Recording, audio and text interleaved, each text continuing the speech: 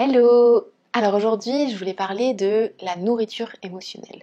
Je ne sais pas si tu te considères toi-même comme une mangeuse émotionnelle. Peut-être que tu as tendance à manger quand tu ressens certaines émotions, comme l'anxiété, un sentiment de vide ou de la solitude. Peut-être que tu utilises la nourriture pour fuir toutes ces émotions qui ne sont pas très agréables. Et du coup, si tu es cette mangeuse émotionnelle, peut-être que tu te dis que tu vois pas comment l'alimentation intuitive pourrait t'aider. Et du coup, c'est ce sujet que je voulais aborder aujourd'hui. La phrase qu'on me dit très souvent, c'est oui, mais en fait, moi, je suis une mangeuse émotionnelle, donc l'alimentation intuitive, c'est pas pour moi. Du coup, en général, je demande pourquoi. Et souvent, on me répond parce qu'en fait, moi, je sais écouter ma faim, je sais écouter ma satiété. Mon problème, c'est que quand j'ai certaines émotions, je mange. J'ai une force en moi qui me pousse à manger, même si j'ai plus faim, même si j'ai même pas envie de manger. Alors déjà, première chose, qui a dit que l'alimentation intuitive, c'était seulement manger quand on a faim et s'arrêter de manger quand on n'a plus faim? La faim et la satiété, c'est effectivement deux principes dans l'alimentation intuitive, mais en fait, il y a 10 principes, donc ce serait dommage de faire l'impasse sur les 8 autres principes. Et d'ailleurs, il y a un principe justement sur gérer ses émotions sans utiliser la nourriture.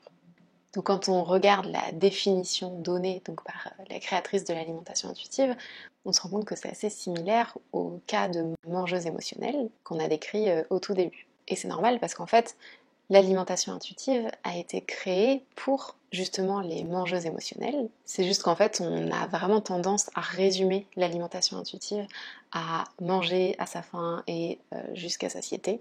Alors qu'en fait, c'est une approche mais bien plus complète que ça. En fait, l'alimentation intuitive, il faut plus le voir comme une thérapie complète pour améliorer son rapport à la nourriture. Et d'ailleurs, c'est assez difficile de résumer l'alimentation intuitive en une seule phrase, c'est même impossible, ou en tout cas c'est impossible de comprendre tous les tenants et aboutissants de cette approche en une seule phrase.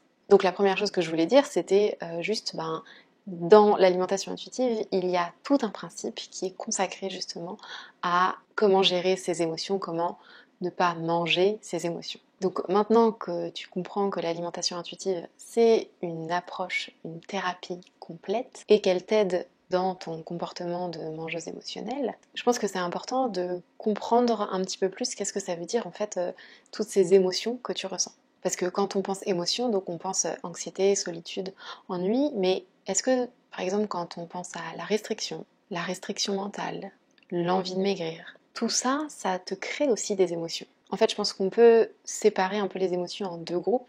Il y a toutes les émotions du quotidien, de la vie de tous les jours, la tristesse, la colère, en fonction des événements concrets qui se passent dans ta vie. Et il y a de l'autre côté toutes les émotions qui sont liées à ton rapport à la nourriture, à ton estime de toi-même, à l'image de ton corps. Et en fait, toute cette relation difficile à la nourriture et à ton corps crée quotidiennement des émotions essentiellement négatives, de déception, de culpabilité, de mauvaise estime de toi-même, d'anxiété. Et en fait, la plupart des gens veulent gérer leurs émotions, sauf qu'en fait, ils ne se rendent pas compte qu'ils en créent de nouvelles quotidiennement à cause de cette mauvaise relation à la nourriture et à leur corps. Chaque jour, il y a cette culpabilité de manger, cette mauvaise estime de soi-même, cette mauvaise image de notre corps. Et en fait, tant que toutes ces émotions-là sont aussi présentes au quotidien et tant qu'il y a des nouvelles émotions comme ça qui se créent au quotidien,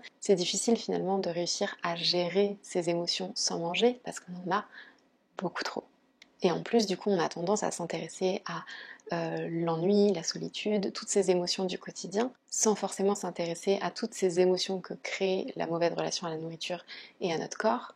Et c'est justement ça que l'alimentation intuitive aide à faire dans toute la première partie. Et c'est pour ça que le principe sur la gestion des émotions n'arrive qu'à la fin de l'alimentation intuitive, parce qu'on essaye d'abord d'arrêter de générer de nouvelles émotions négatives au quotidien. Donc on essaye d'abord d'améliorer notre rapport à notre corps et à notre alimentation, pour ensuite être davantage capable de gérer ces émotions donc du quotidien.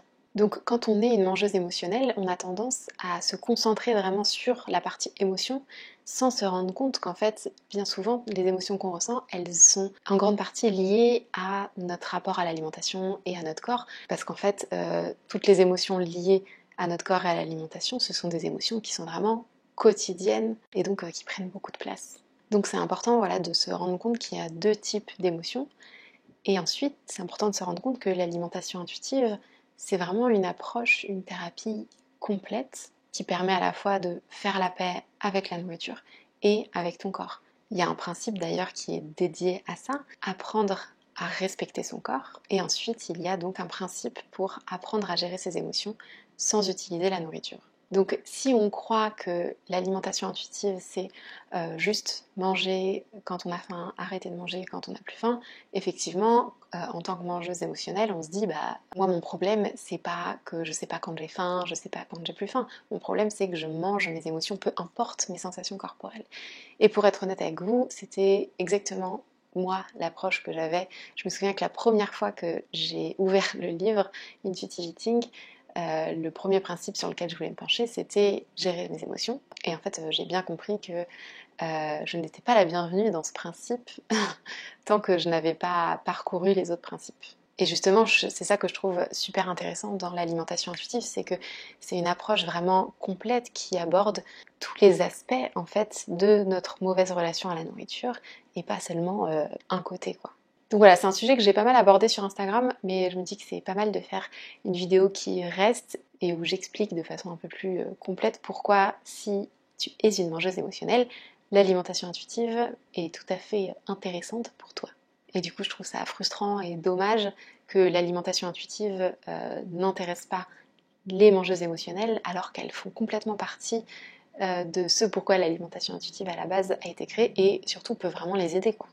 Parce que vraiment, encore une fois, moi, c'est exactement comme ça que je me définissais. Et au final, c'est ça qui m'a complètement aidée et amenée là où je suis aujourd'hui.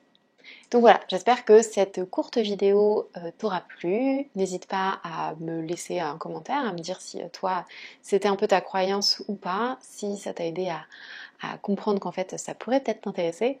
N'hésite pas à liker cette vidéo si elle t'a plu, à la partager si tu penses que ça peut intéresser d'autres personnes. Et je te dis à la prochaine vidéo. Salut!